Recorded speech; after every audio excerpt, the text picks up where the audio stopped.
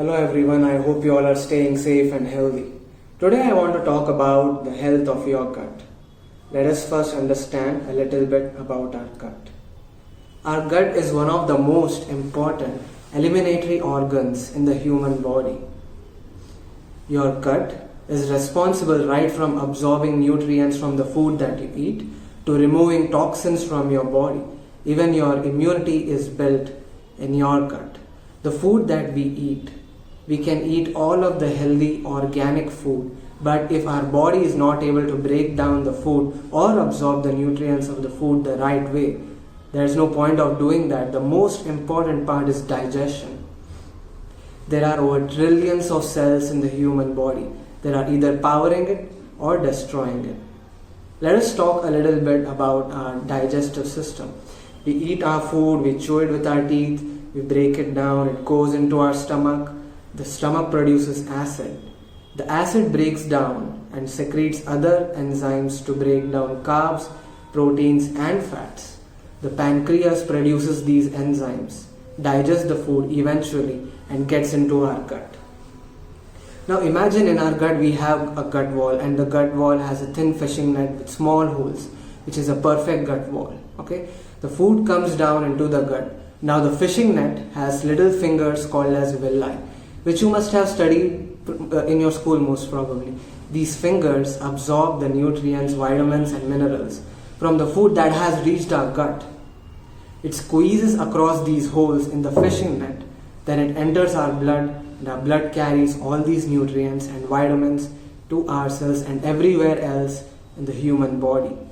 Over time, this thin fishing net, the small holes become larger and larger, and now certain food particles and certain molecules which are not supposed to enter through that fishing net enters our blood.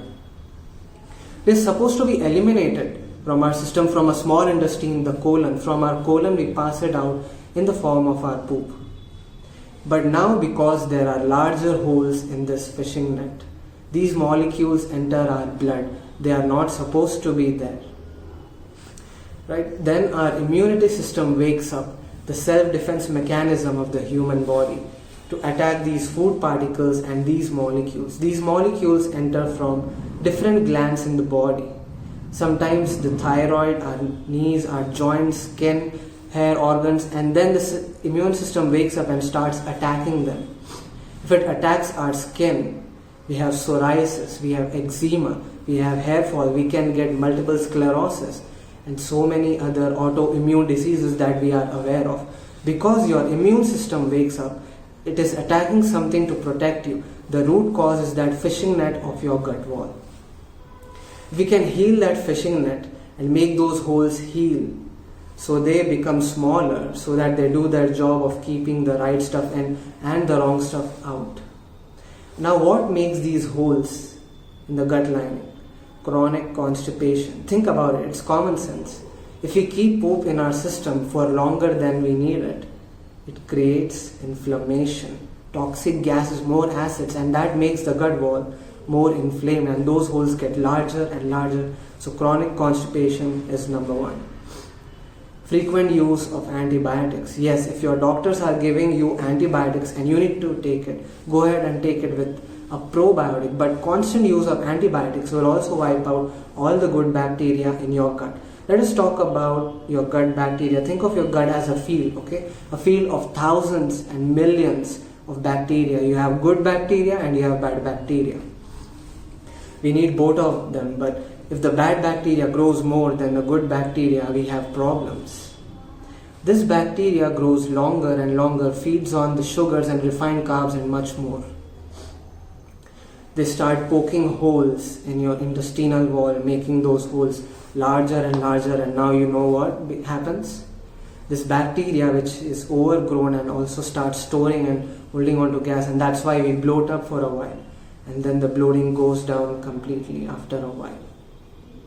There are certain foods that triggers all this stuff, so minimize the use of antibiotics. If you take an antibiotic, you make sure you take a B complex and a probiotic, because an antibiotics work as a broad spectrum. It goes into your body system, killing all the bacteria in your gut.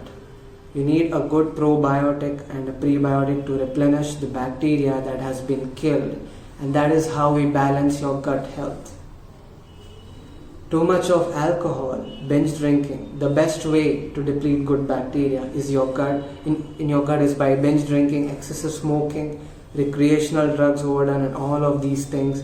And then you have your painkillers, of course, processed food and sugar.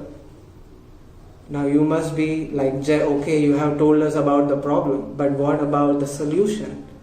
Let's get into it right now. What heals your gut? Is purely lifestyle. What feeds the bad bacteria? White sugar, refined carbs, genetically modified foods, processed gluten. And for some people who have a weak gut and have all these symptoms that we spoke about, that's why people are advised to give up dairy, and people are advised to get off wheat and gluten, because gluten is a tough molecule that irritates the intestinal walls, making those holes larger and larger, allowing for more inflammation and more autoimmune disorders to come in. And that's why in the healing process you may not be intolerant to dairy, wheat and gluten. But when you have all these issues, you need to stay away from it, so that you have to heal. That's number one.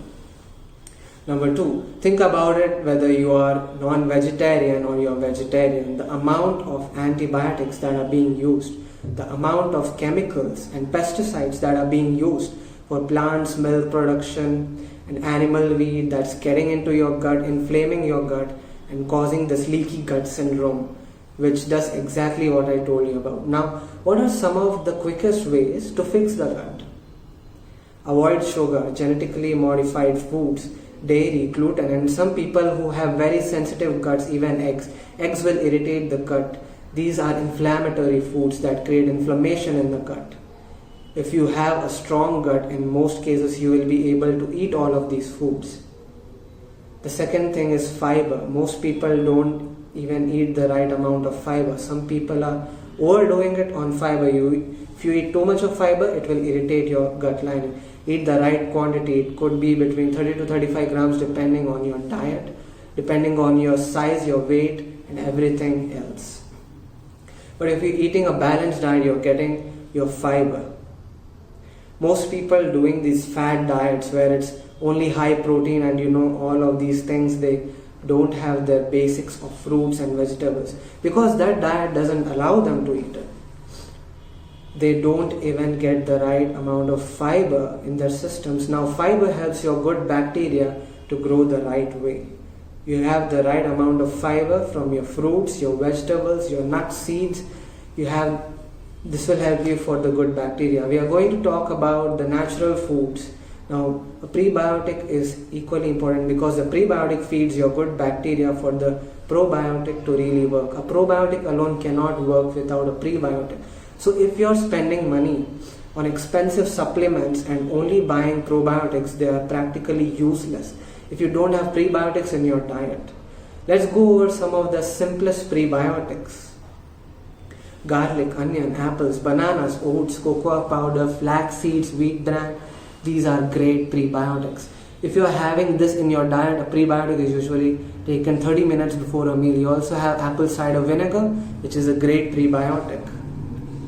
This is a simple drink to improve your prebiotics and your gut health. A tablespoon of apple cider vinegar in water with the mother culture and a teaspoon of the psyllium husk, which works as a fantastic prebiotic. And now what are some of your natural probiotics? If you are not dairy intolerant, then yogurt, buttermilk are fantastic probiotics. Make sure the source of your milk is ethical, the dairy is ethical. The cows should not be pumped with antibiotics, estrogen injections. A lot of companies, they say, oh, it's organic, hormone-free milk. But they are feeding the animals with food and livestock that has antibiotics. And these antibiotics get into your system through the milk and the dairy that you're eating, wiping out your good bacteria. You can also consume rice kanji. Simply take a tablespoon of white rice, cooked white rice which is cool. Store it in a clay pot overnight with water. In the morning and eat on an empty stomach. One of the most powerful probiotics and then you have kefir, kombucha. You have all of these things, but you figure out what works for you. Okay, prebiotic and probiotics are extremely important to keep your microbiome.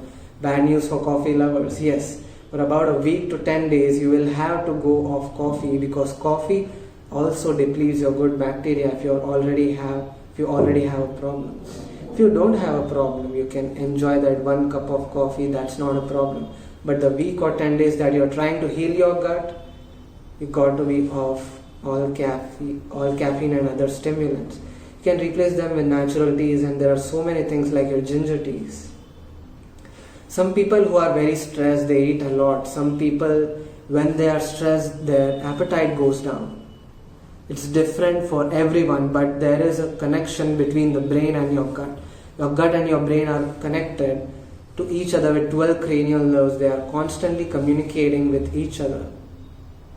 Your gut is also called the ANS, the enteric nervous system, the second brain of the human body. You should also get quality sleep, meditation or yoga, your hobbies, anything that can calm you down, keep you less anxious, calm you down quickly, keep your cortisol levels in place, will be good for your gut. Exercise, you don't exercise, you're sedentary, you don't have the right amount of blood flow that carries all these nutrients to your cells. If your blood is not circulating the right way and flowing, it's not going to reach your cells. Exercise improves your blood circulation, and you send all the vitamins from the food that you have eaten to all of your cells. It's simple. Take care of your sleep, your exercise, the nutrition that you put into your system, and your stress levels. The rest will be taken care of. Thank you everyone. Have a great day.